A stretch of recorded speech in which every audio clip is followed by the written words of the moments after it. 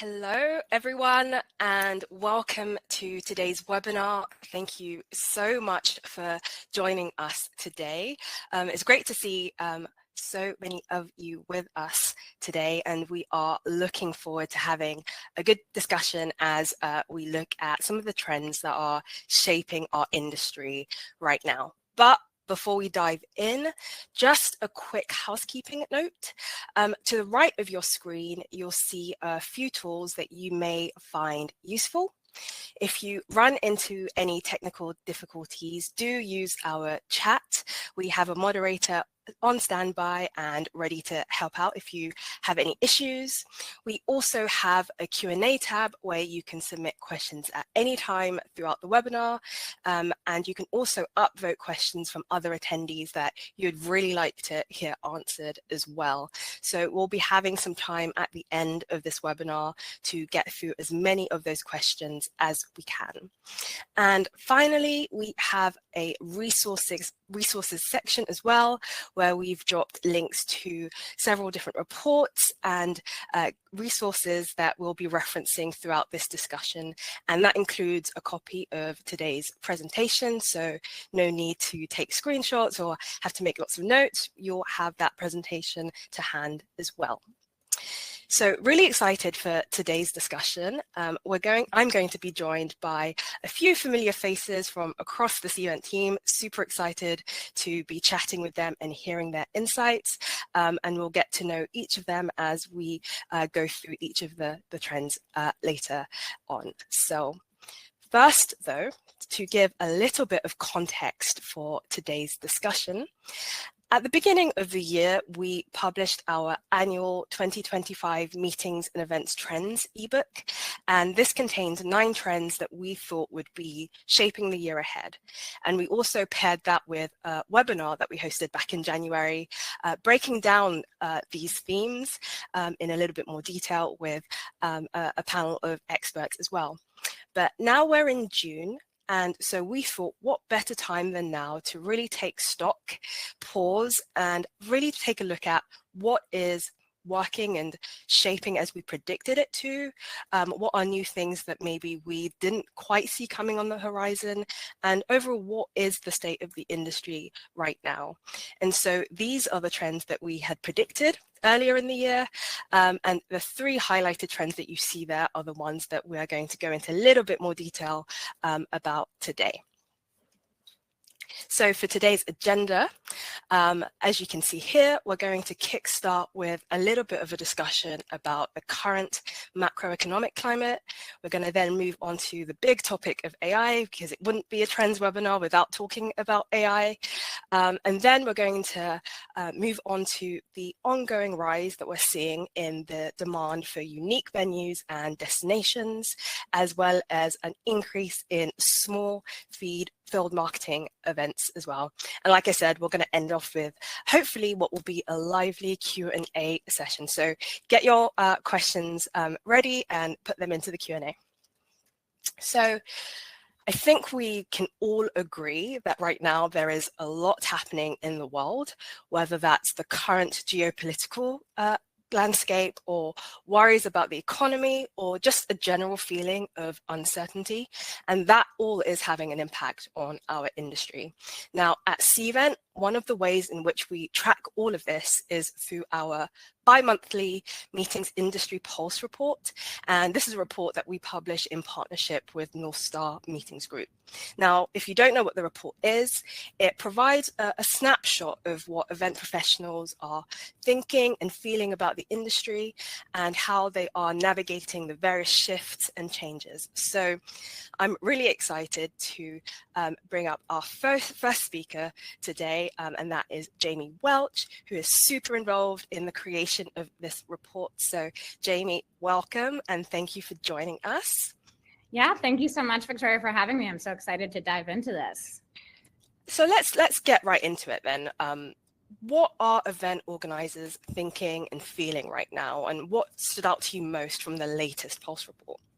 Yeah, so planner optimism has taken, a bit of a hit. So in the latest Pulse, which came out at the very end of May, 48% say that they're less optimistic than they were 2 months ago.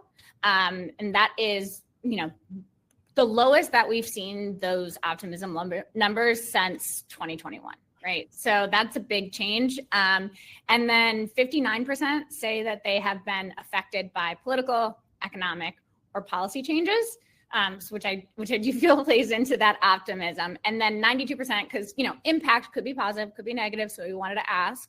And 92% do say that impact that they're facing is negative.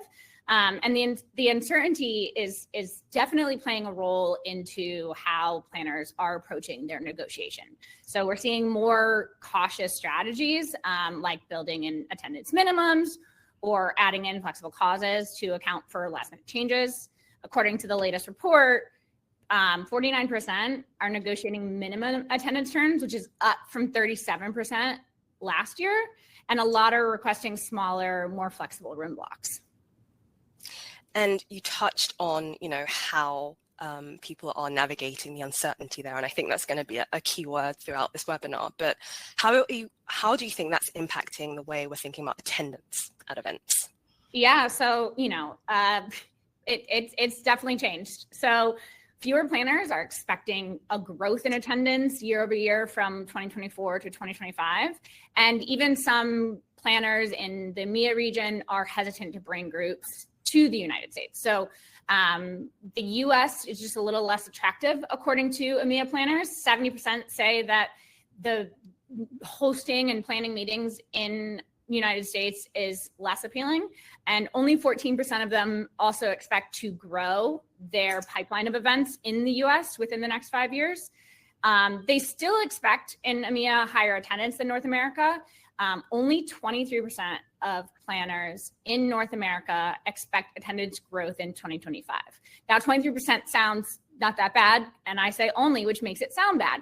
That's because it's down 16% just from October. So even though 23% is not bad, it's been slowly dropping since January. And then something that really, really stood out to me was the number of planners that report they are actively booking or sourcing new events. So only 56% reported that on the latest. And that's the lowest that we've seen since 2021. That's down 12%. So planners are expecting to produce less meetings. 36% say they're going to produce more, which is down 16% from the last time we reported on this. And there's other things they're dealing with too, right? There's just more bumps in the road, delays, cancellations, changes. So we asked kind of what changes are you facing? And 66% say changes in participation. 52% say contract delays. And then we've got 51% saying format changes and 42% saying event delays. So they're across the board. They're even for pre-planned events, planners are facing a lot of hurdles. And I do want to say, because I am seeing in the chat, we do have like a wide range of people all across the world. We've got a few from England, Scotland, US, obviously. So are these things that you're seeing, something that we're seeing globally here? Like it's global trends. Yeah, so it's global sentiment, but it is varying, right? So planners in EMEA, planners outside of the United States are a little bit more optimistic, but the attitude towards growing events necessarily in North America, I would say, is down. It is a little bit higher for European planners planning events strictly in Europe. I don't think that their volume is going down as much unless they are also planning in the US, which means it probably is going down. So globally, I think that this sentiment of weariness, uncertainty is a common theme. I think it just varies on how much of an impact each planner is facing depending on where they're based. That makes a lot of sense. And to go back to one of the factors you were talking about there, so format changes, and obviously that's something I think a lot of the people watching today will resonate with. I want to ask the audience here about a poll. on this topic, have any of you been making adjustments to your meeting and events formats this year? Go ahead and answer the poll. We'll come back to that in just a minute. But Jamie, I know something similar was asked recently at Cvent Connect US. So tell us about that. Yeah, so I did a very similar session to this at Cvent Connect 2 weeks ago.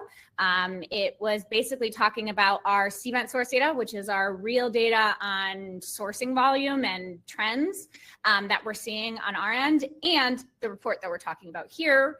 So it was kind of sentiment versus reality. And we asked, are you, one, impacted? And two, how are you shifting? So 42% said that they're making no adjustments, which is fabulous. I love that for those 42%. 19% said that they're downsizing. 5% said they're pivoting to virtual. And I think the most surprising for us, especially on stage, we all talked about it, was that 22% said they're moving to hybrid. It's very interesting. I think that we, coming out of the pandemic, everyone was so sick of hybrid. We just want to get in person. So I was a little bit surprised to see that number go up, but it's also amazing because we have pivoted like this before. So we do know how to do it. And so having that as an option is great. That's really interesting. And I'm just taking a look at the poll results here.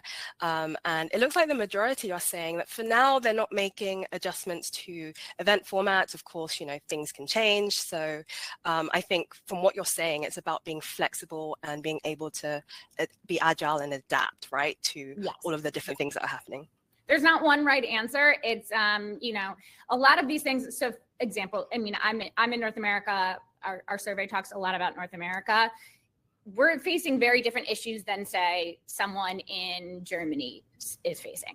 So the venues canceling on you, that's not happening as often. Things like that, attendees not being able to attend because the budget's no longer there. There are very different things happening. So I love that most of you are not experiencing having to shift or pivot in any way. That's fabulous. And I hope that stays the trend. But if there are any of you who are facing, challenges, it'd be really great to see that in the chat, get that conversation going, and perhaps we can revisit that towards the end. But staying on the topic of formats, Jamie, then, you did mention that in the findings, sourcing is going down slightly. What does this mean about the value of face-to-face and in-person events? Yeah, face-to-face is still the gold standard for engagement. We all know this. There's no replacing this. So Victoria and I have only met once in person, and I can tell you it was very different than any of our interactions via a computer. We all know that. So planners know that too. 63% say that they see in-person events more valuable than they did before the pandemic. And they're determined to not sacrifice the attendee experience to cut cost. So 61% said they're focused on cutting costs in areas that will not diminish the event experience. So even if that means hosting fewer attendees or staying more local, they don't want to compromise on the value that the event provides. So they're shifting and being very intentional about the ROI that they're providing attendees. Yeah, just touching on that, I can definitely speak personally from attending in-person hour company-wide back in January. And as you say, Jamie, there's no replacement for that in-person, face-to-face interaction. As much as we'd like to replicate it on virtual, you just can't really. So, but that takes us then really nicely, from talking about in-person to the other side of the industry, hotels and venues. What should they be taking away from this report and these findings and the insights you've been sharing?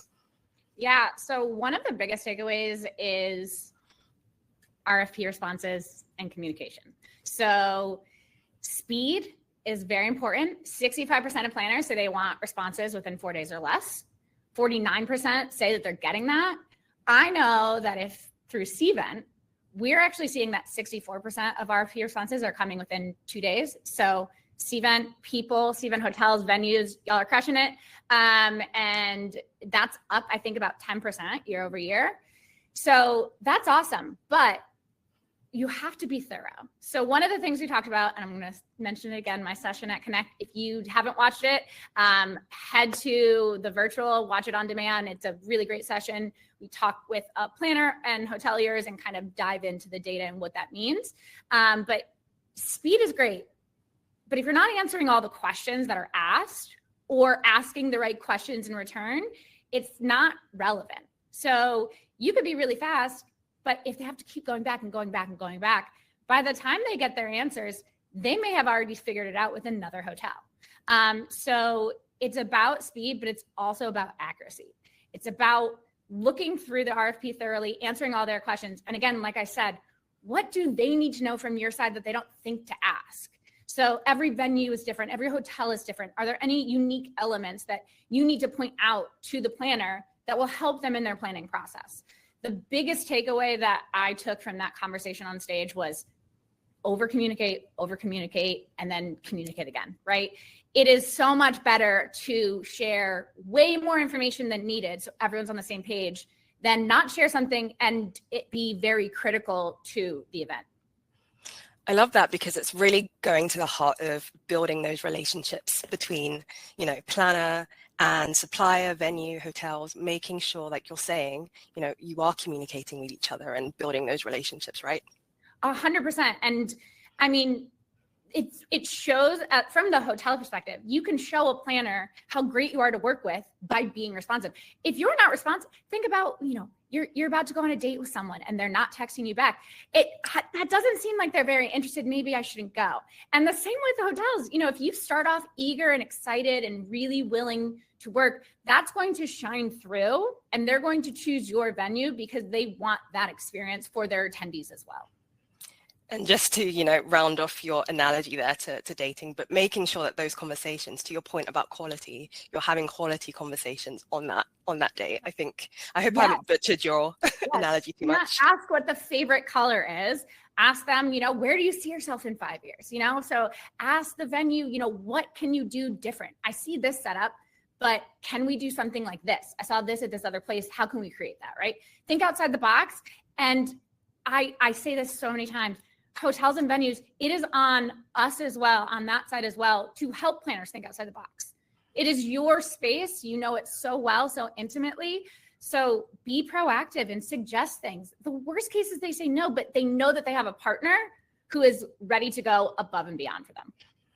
I love that so much. And Jamie, I know that we covered quite a lot, but even what we've covered is just a tiny fraction of what's in the report. So for everyone watching, thinking that maybe you want to dive into the data a little bit more and see the rest of the findings, we do have a link to our most recent Pulse report. It should be at the bottom of your screen right now, so you can explore the findings in full.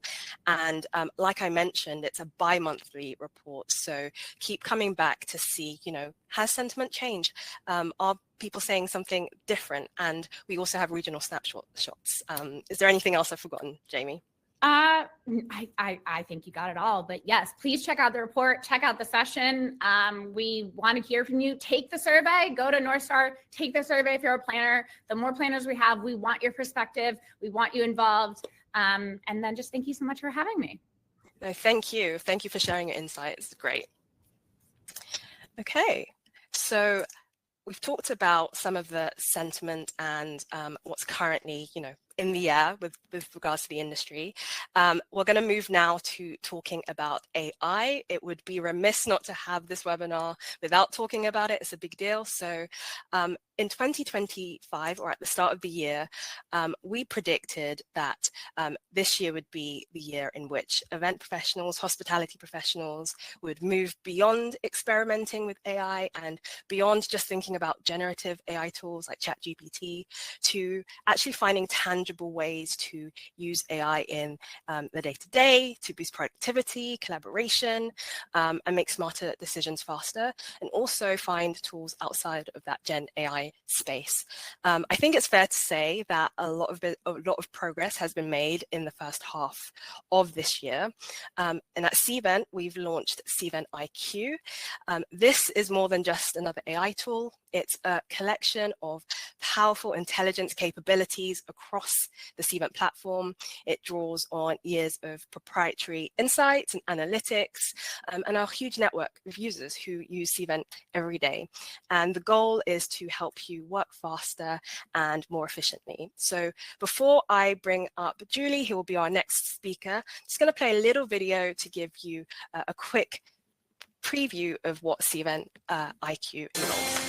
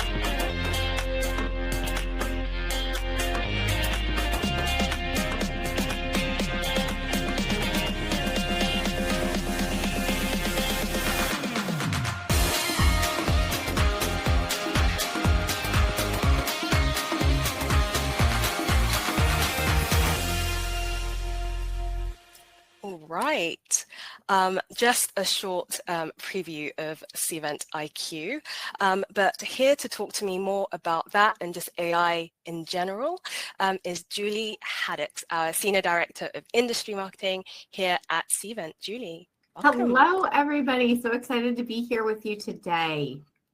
Excited to chat with you. So we've just seen the Cvent IQ video, but before we talk about that, I kind of want to step back a little bit and go back to our prediction for this year. And it was all about connecting the dots, you know, for productivity, collaboration, all the things I said. So what's your feeling on how things are playing out right now? Yeah, so I definitely think that every event that I have been to this year in the industry, meetings, events, marketing industry, has had something talked about with AI. So it's definitely a year of AI for all of us. I think we were pretty spot on with that trend. But one of the things that, you know, I know we're going to be talking about here a little bit more is just the adoption of AI and people really feeling comfortable and confident in how to use AI in their day-to-day. And we're definitely are seeing a large disconnect of some people who have super adopted AI, love it, dive into it, use it all the time, personally, professionally, whatever it might be. I see Rachel in the chat who is so sick of AI and sitting in sessions about AI for the last 2 years. Rachel, I think many of us feel that same sentiment. And, you know, we need to get beyond the AI conversation. And hopefully, Rachel and Michelle and everybody, we can take this in a slightly different direction for you today and make it valuable for understanding how to think about AI in your day-to-day lives. No, I agree. I think it's true that, you know, we've been talking about AI for a while now, but I also think the reality is that AI is here to stay and it's kind of not going anywhere. But you're on your point about, you know, moving on from AI. How is it evolving, and what are we doing here at Cvent with Cvent IQ to move past that conversation and actually make things tangible for people? Yeah, you know, one of the things that I love about what we're doing at Cvent as it relates to AI and Cvent IQ is that we're not trying to make it something different than what you're doing on a day-to-day basis. We are really embedding that AI functionality into our day-to-day workflows to bring those efficiency gains, those deeper insights into the workflows that you are already doing. Like, AI does not have to be this separate tool that you have to go seek out and learn to make you more efficient. And Victoria, I know you talked about this, pillars of Cvent IQ being that efficiency, personalization, insights, and collaboration. Each of those 4 pillars are other trends that we talk about on a day-to-day basis. And so the whole purpose of AI is not to make it something new, scary, different that you have to go use.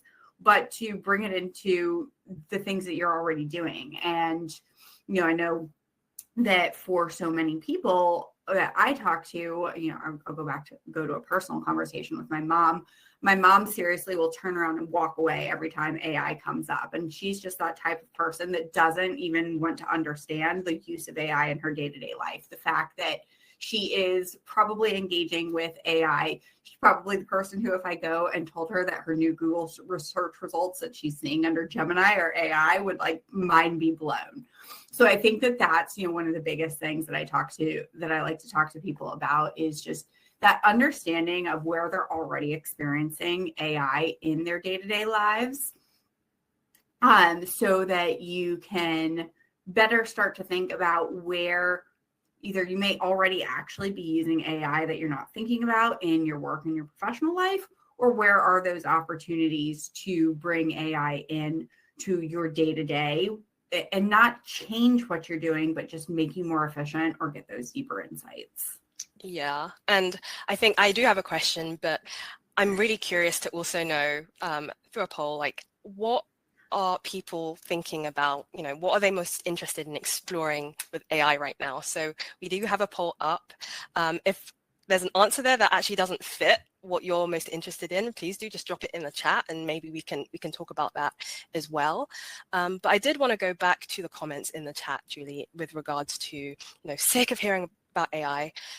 Obviously, we've got Cvent IQ, we're really bullish about that, but is there a danger of overhype when it comes to AI and what can actually be done with events in this industry?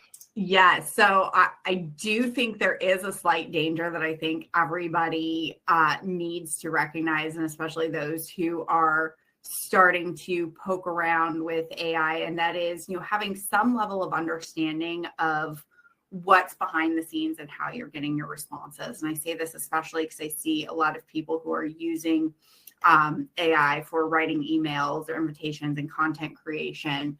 It's very important to remember that not all of the content in some of these systems is fully up to date, to making sure if you're using a ChatGPT that you recognize that some of that data was loaded 2023 and earlier. So if you're asking ChatGPT to write you an answer to a proposal based on current trends, it's referencing 2023 data in some instances. So really making sure that you fact check yourselves. I take it back to, back when many of us were in college and I lived through the generation of transitioning your college research from actual book encyclopedias to online and Wikipedia, and you were always told to fact check with other resources. The same now goes for AI. It's like that learning curve of where we all needed to learn how to fact check ourselves from what was in actual books to what was being told to us on the internet. We still need to fact check with AI as well. So it's really important to understand that background, because otherwise you could get yourself into trouble of giving false information. I also think the other hesitancy and kind of challenge as marketers, and Victoria, you and I are content marketers and live and breathe content. And I know you and I can spot AI generated content a mile away. It all starts to sound the same. And we've had this conversation of oh my gosh, this vendor provided us with an AI generated content piece. What did we just pay them for? Because now we're really, really mad. So, making sure that everything that you're writing doesn't start to sound the same, and that, what you're writing starts to sound like your competitors. Your RFP response sounds the same as your competitors down the street because you both use ChatGPT to generate your response. So making sure that you are learning and understanding and talking to your organization about what are some of those tools that you can bring into your company. Cvent's made internal investments in tools like Glean that you can feed with your own knowledge that's going to give those more sophisticated responses. And that's, again, why Cvent IQ is so awesome, because it's embedding AI into your day-to-day workflows.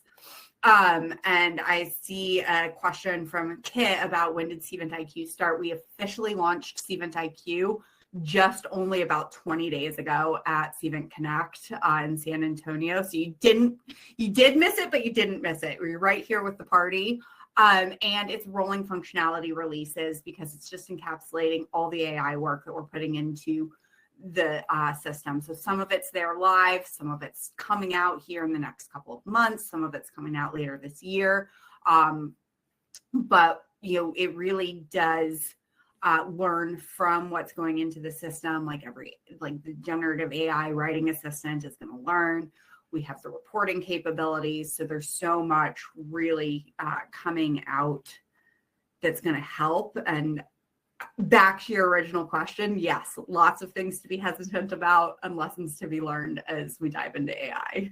I feel like there's so much to unpack here. It could be its own webinar, to be honest with you. I have so many follow-up questions. But I know we're short on time. I have seen in the chat as well, a few people being like, oh, I was a bit hesitant in the beginning, but I have started to use it a little bit for my content, for my emails. So I do want to ask you in terms of if people are a little bit hesitant about starting or they've not really started to try out tools yet. And I think there were a few people in our poll that chose that option. What would your advice be? Ooh. I would say that some of my advice would be to just get started. At times, that's kind of the easiest thing. It's like the cop-out answer, but also the right answer. I know for our AI hesitant folks, just do something. One of my favorite things, so again, I'm going to do a personal story because I sometimes think that trying things in your personal life has a little maybe less risk averse than trying things in your professional life. So I recently was the matron of honor in my sister's wedding, and I was like, I'm curious. I'm trying to get better about AI all around and how it can help me with my life. And my sister's wedding was, no joke, the Saturday before Cvent Connect. So brain juices only half there. And I was struggling with how to get started with my matron of honor speech. So I had a concept that I wanted to use. And I said, okay, AI, write me a matron of honor speech based on this. These are some facts about my family and my sister to pull in some personal elements. I was blown away by the first draft that it provided. Now, ultimately, at the end of the day, I took that, I edited it, but it was exactly what I needed to get those creative juices going. And I think, for so many of us in our work, sometimes that's the prompt that we need is something or somebody to help us get over that hurdle, whether it's a writer's block or I don't even know where to start in these data analytics. Those can be great first use cases of AI to just try it out, see where it goes. You don't have to jump in with creating your own chatbots and AI avatars and go super sophisticated super quickly. Start small. I love that. And I was just looking at the chat. Karen says, it's always easier to edit than create. Someone who has to write content all the time, I so agree. I find even just giving the roughest of drafts to the AI tool, whichever one you're using, it will come back with something that is pretty okay. And you can work on editing that there. But Julie, just to round off on what you were saying, I think I would add to that, just identify one area in which you're finding a particular problem. And you're like, I need help to be more efficient here so that I can spend my time somewhere more effective for my organization or business. So that would be my 2 cents. Yeah, I like that one too. That's a great one. Awesome. Well, thank you so much, Julie. I know you'll be back towards the end for another trend, so I'll let you go. But for everyone watching, and I know there's been some questions about, outside of Cvent IQ, are there other tools that you would recommend? I would say download our AI for Events guide. There should be a link on your screen now because this is a resource that has more use cases. It includes practical tips and also a chapter on tools that you can use outside of Cvent tools. And we also have interviews with event professionals who have been using AI successfully in their day-to-day. So take a look at that. But without any further ado, we'll move on to the next trend and bring up our next speaker, Dan, here to talk to us about the rise in demand for unique venues and destinations. Dan, thank you so much for joining. How are you doing? I'm doing all right. Thanks for the intro. I'm happy to be here. This is no doubt one of the most exciting shifts we've seen in the sourcing world over the last couple of years. Yeah, and to that point, when we're saying non-traditional or unique spaces, I guess we're thinking about things like restaurants and museums and galleries, that kind of thing that kind of falls outside of the traditional venue space. So can you tell us, what is driving this surge? Yeah, the numbers are real. In our 2025 planner sourcing report, nearly 49% of North American planners and 45% of European planners said they're sourcing more unique venues, and that's up from just 17% in 2023. So big surge there, like you mentioned. The top reasons for this are really a blend: cost savings, flexibility, and the desire to create a more immersive attendee experience, I think. Unique venues often offer better availability, more customization, and pricing that's not necessarily tied to corporate rate structures, but they also help events stand out. So events are going to feel more local, more intentional, and more exciting, I think, for attendees. And this trend really ties into something else we're seeing across the board: personalization. Planners aren't just looking for space, they're looking for the right fit for the audience in that particular moment. And that kind of personalization at scale is a huge theme in our 2025 Trends ebook, which you can find in the resources tab if you want to dive deeper. And plus, it connects perfectly to the next trend we're about to discuss: the rise of smaller, more targeted events. So keep this shift toward unique venues in mind as we head into that next conversation. I love that. And, it's really all about, looking for that wow factor, especially with, rising attendee expectations. So before we move on, Dan, do want to have another poll just to understand if this is resonating with everyone watching today. So which of these options best describes your approach to sourcing venues this year? And are unique venues part of that strategy?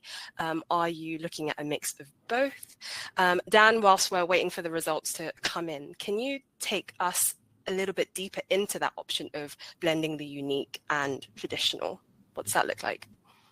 Yeah, the hybrid sourcing strategy is becoming more common, especially when planners are pairing a hotel for the core meetings with an offsite space for networking, dinners, or team building. It's a great way to elevate the overall event without, completely blowing out the budget. That's really interesting. I'm just taking a look at the results as they're coming in now, and it looks like most people are blending both. So it looks like we're bang on here with this trend. I'd be curious to, know in the chat, what does that look like? What are these unique venue types that you're sourcing for your events program this year? Do let us know. But Dan, we've talked about sort of the event side of things. What does this mean overall, for event professionals, but also for venues as well? Yeah, sure. For planners, I think the opportunity is huge, especially when you look beyond the typical hotel search, and tools like the Cvent Supplier Network and Vendor Marketplace powered by Reposit are making that easier with better filtering, including options for museums, wineries, cultural spaces, and a lot more. We have a lot of clients on the Reposit side in the quote unquote entertainment or competitive socializing category, like F1 Arcade and Topgolf and Pinstripes, and some of these fun venues. But on the venue side, especially the ones that weren't historically in the quote unquote corporate events game, this is a moment. We're seeing 40% more RFPs go to unique venues in the first part of 2025 compared to last year. It's a chance to capture new demand by simply showing up in the right place, being clear about your offerings, and really making it easy for planners to envision their events in your space. And obviously, it's not just about the event space itself. The location can often also play an important role. So what about destinations and the role of CVBs? Yeah, CVBs are invaluable, especially when planners are exploring a new city or looking to uncover those hidden gems that make an event feel truly unique. In early 2025, planners included a CVB contact on 29% of RFPs, and those RFPs actually accounted for 70% of total sourcing value. So that's a powerful signal. So CVBs aren't just passing along referrals, they're bringing real strategic value. They offer local expertise, creative ideas for off-site activities, and connections to venues and suppliers that can really elevate the entire experience. And, we see it firsthand at Cvent Connect every year. Visit San Antonio was great this past 2 years, and Visit Nashville, looking ahead to next year. They've both been incredible partners to us. They've helped us take our events beyond the convention center and really activate the city. So the CVB is often the key to expanding your event, beyond 4 white walls and making it feel like a destination. Just very quickly, Dan, we do have someone, Jamie, who's asked, what is a CVB? Could you give us a quick definition? Yeah, CVBs are government-funded organizations in that particular city with the goal of promoting that destination. Right, their goal is to drive people to not only to the destination, but drive people to their partners, local suppliers, whether that be the hotels, venues, restaurants, and down the list of suppliers that you might need for your event. Awesome. And finally, then, Dan, what's your final piece of advice for any event professional or venue trying to lean into this trend? Yeah, I think for planners, expand your venue searches, use filters that highlight non-traditional spaces. Don't be afraid to ask your CVB for help. And when you're sourcing through the Cvent Supplier Network or Reposit, take a second look at some of the spaces you come across. It can sometimes be a little difficult for the most unique and trendy spaces to convey that vibe through a platform, but there are hidden gems everywhere. And then on the venue side, if you're not showing up on the channels planners are using, like CSN or Reposit, or connected with your CVB, you're missing opportunities. I'd encourage you to take that step to highlight your flexible layouts, entertainment options, and F&B capabilities. Even the smaller touches can really help stand out. Awesome. Well, thank you so much, Dan, and for sharing your insights today. Super valuable. And whilst we are on the topic of venues, destinations, we did launch recently our top lists for 2025. And this year, in addition to our top hotels and top destinations, we're also sharing the top meeting venues and vendors for this year. So there should be a link somewhere. I can't see it, but hopefully you can. And if you click that, you can see our microsite with more information about those venues and destinations. So Dan, thank you again. Yeah, thanks for having me. Awesome. So final trend before we move on to Q&A, this is the rise of small field marketing events, and super excited to have Julie back on. So when we're talking about this trend, this is really relating to smaller, often more local gatherings that organizations are using to build community and engagement, as well as really connect with customers and prospects on a deeper level. So think things like roadshows or networking events or product launches, that kind of thing. So Julie will help us unpack this trend in a little bit more detail. So good to see you back. Julie, though, I think it's important I tried my best, but I think it's important to get a little bit more detailed on the definition. Like when we say small, what are we talking about here? Yeah, great place to start, and welcome. Thank you for having me back, Victoria, and hopefully everybody's excited to have me back. I know I'm loud and talk a lot, but when we talk about small in-person events, I do think that every organization has to have its own definition. For, a lot of venues, properties, hotels, they'll start to define a group as anything upwards of, call it between 8 and 10 people, and that starts to move somebody into that group category. But then on the upper edge limit, organizations, I've seen anywhere, some organizations defined it 50 and under, some 100 and under, some maybe even go 200 and under, but define that small, simple event with other additional criteria that's not just attendee size. Things like, is it a single day event? Is it, no breakouts? Is it just a luncheon, type of event?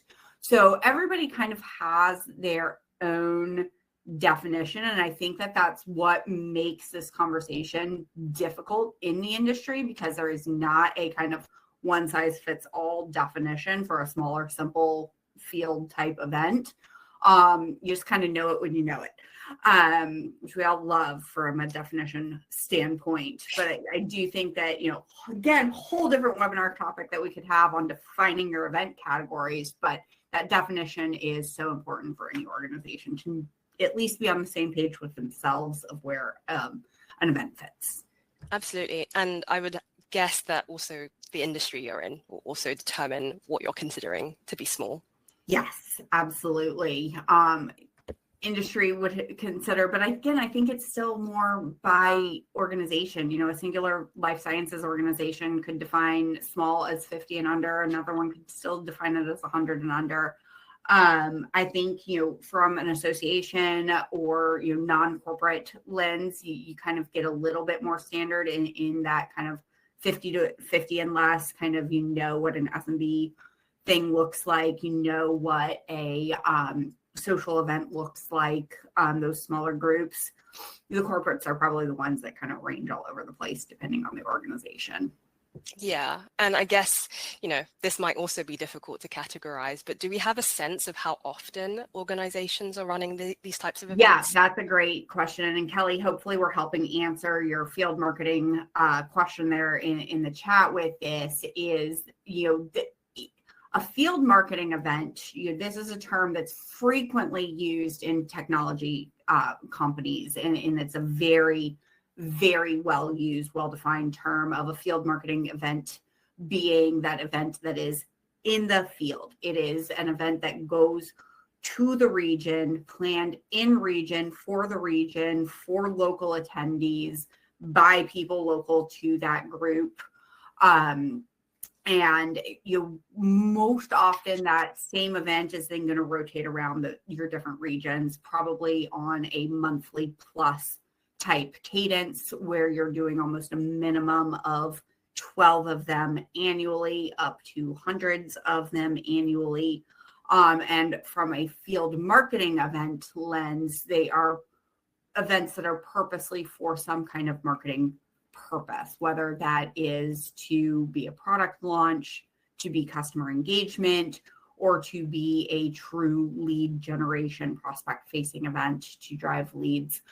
But they are placed in market for the market with a sales and marketing purpose behind them.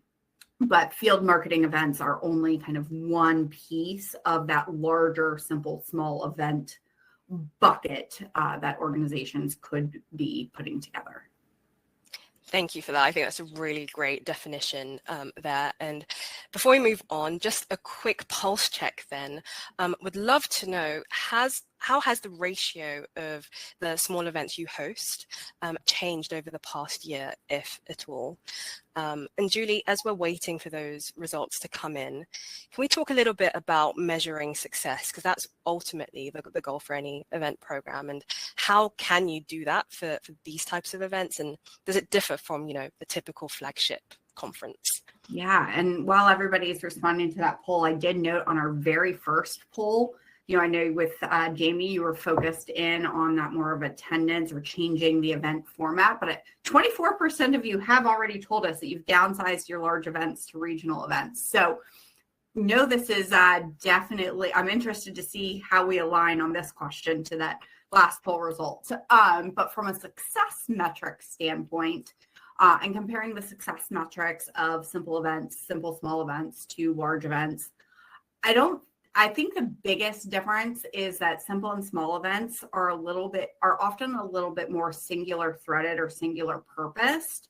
When you have a large event, frequently those large events are serving a purpose of do it all.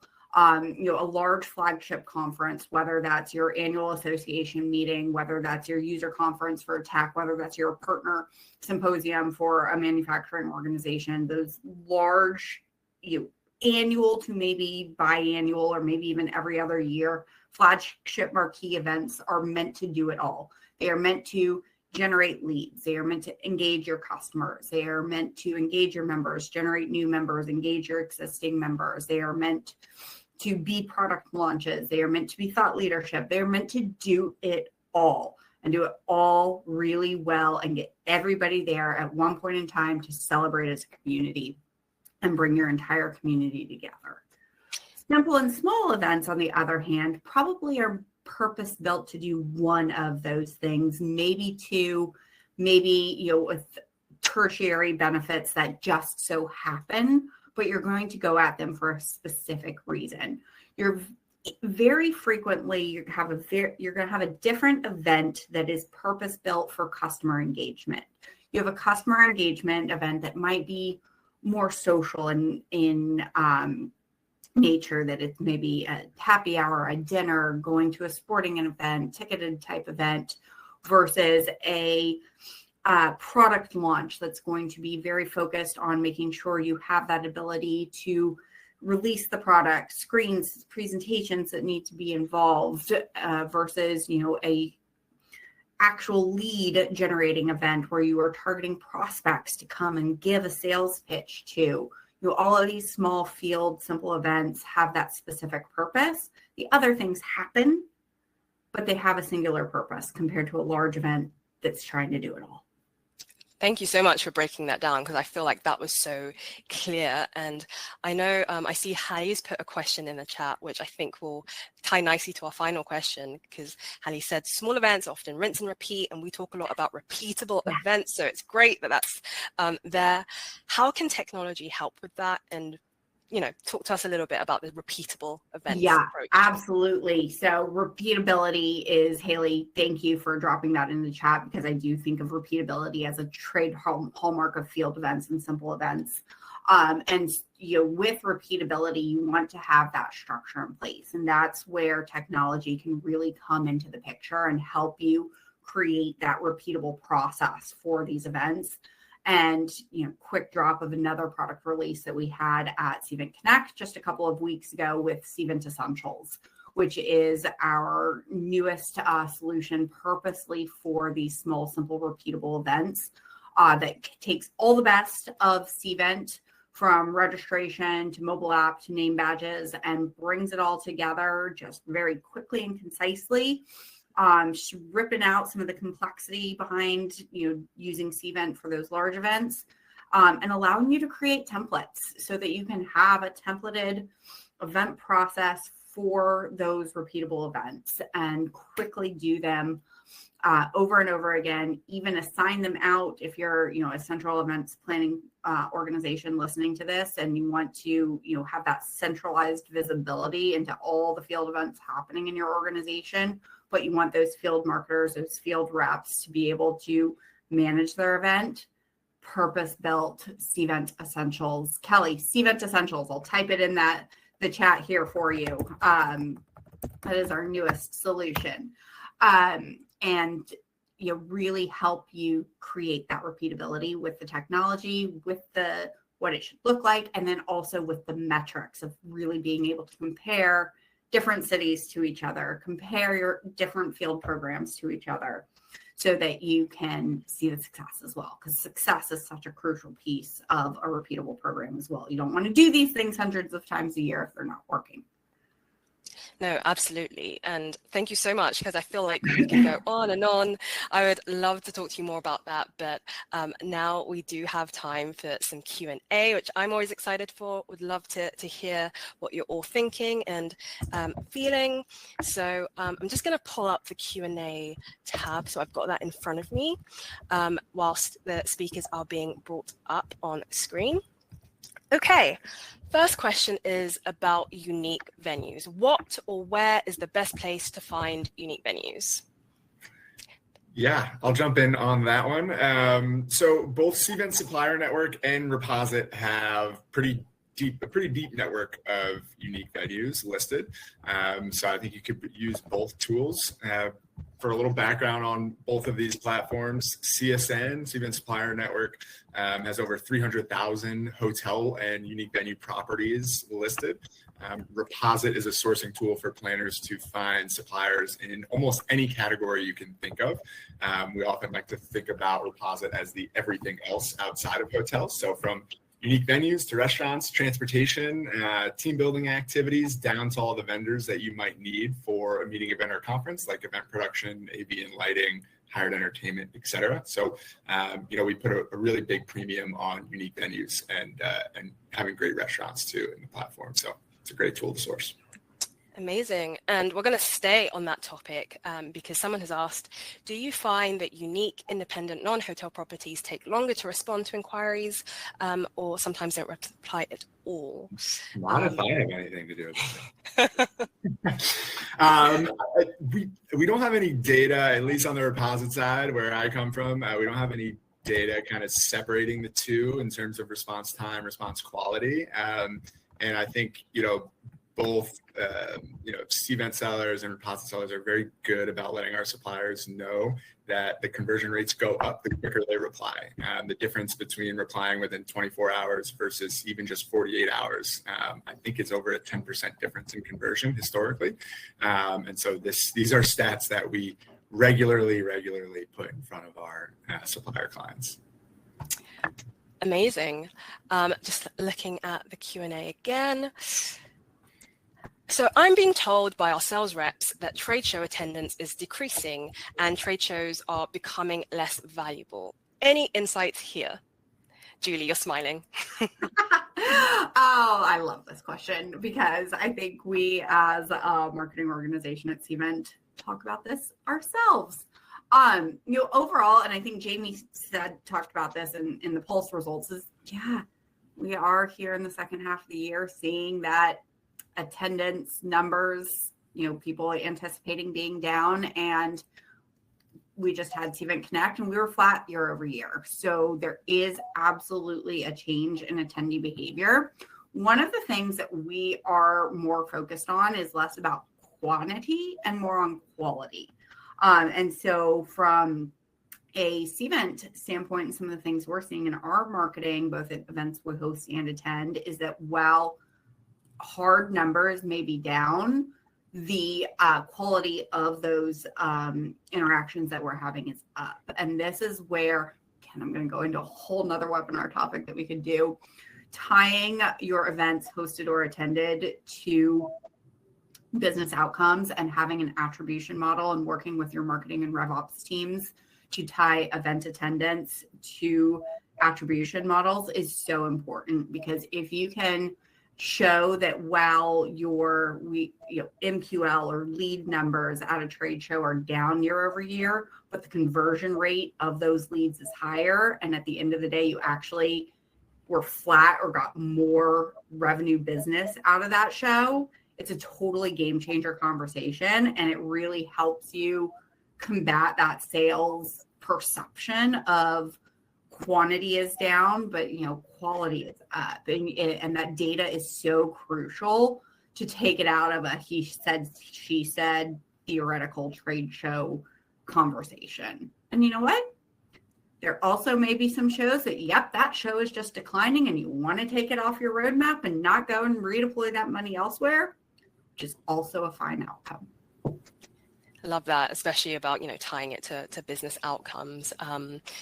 We did have a question about AI. So it was asking about how about integrating AI directly into the event experience? And Julie, I know we talked a little bit about that, but anything you want to expand on there? Yeah, so personalization is one of the pillars of Cvent IQ, which is a big part of the event experience. But I'm going to also hit on a specific feature that we really launched within the AI bucket at Cvent IQ, which was session notes capture. So we actually launched a feature, and this is now live within the Cvent product, where for any attendee on site, if you're sitting in a session and you go into the mobile app, you can go into the session notes, and you like something that a speaker just said, you hit a button, it's going to auto capture that transcript for you, save that for you, so that your notes from that session, from the whole event, start to aggregate of all the things that you found important at the event. It is a game changer. My chat team, if anybody has that link to the Forbes article that was written up on this feature, it got some really great press and write-up because it is such a game changer for that conference in-person experience.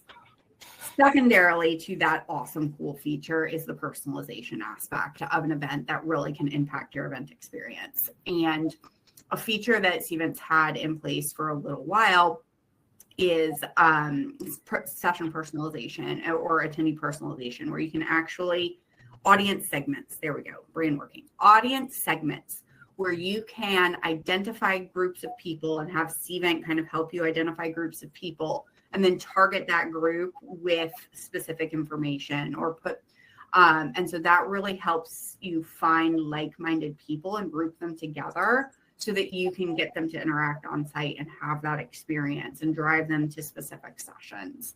And then, one of the things I always talk about is that ability to serve up networking opportunities or serve up content based on who you are in your audience profile. That's also something we're starting to do. So there's so many really great ways to leverage AI to impact the in-person experience that we're seeing and launching and using. And I think that answer there kind of touches on Kelly's question, which was, will Cvent IQ make creating an event easier? So yes, I think the answer is yes. The answer, short and sweet, at time is yes. Final few questions then. Jake has asked, how are people benchmarking their offers?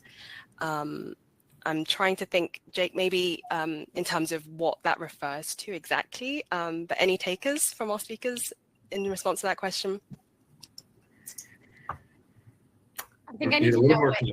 Yeah. I think, Jake, we need a little bit of context, Jake, for your question to be able to answer that one. But if we don't answer it now, we can always get back to you, hopefully. So, benchmark prices of service, Jake said. Benchmarking prices of service.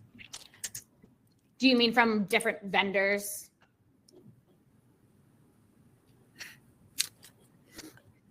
Gotcha.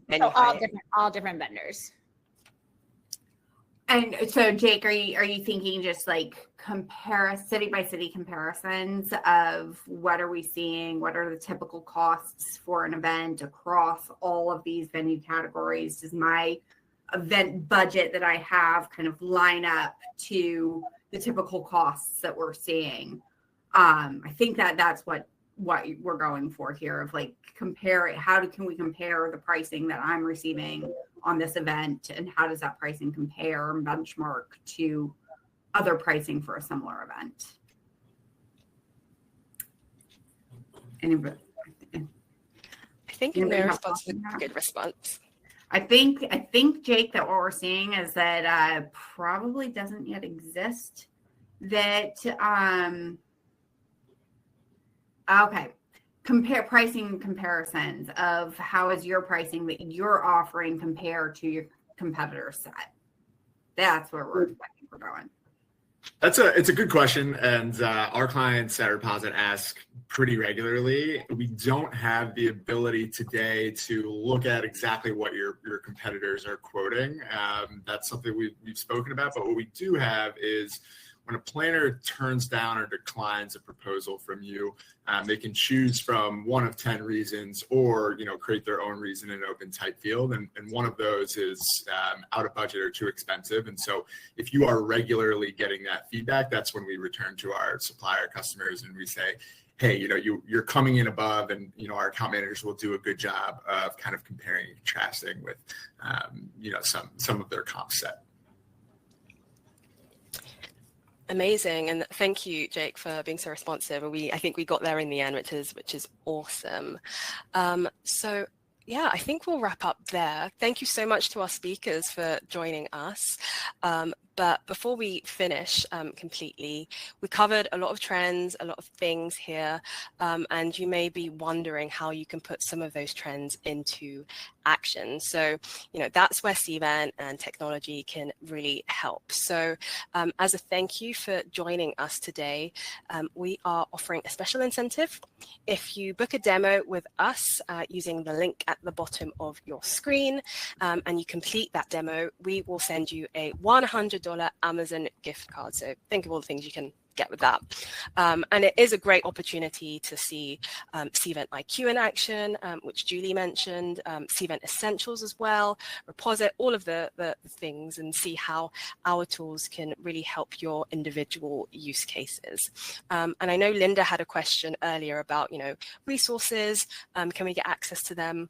All of the resources and reports that we've mentioned, including a copy of today's presentation, are available in the resources tab on the right-hand side of your screen.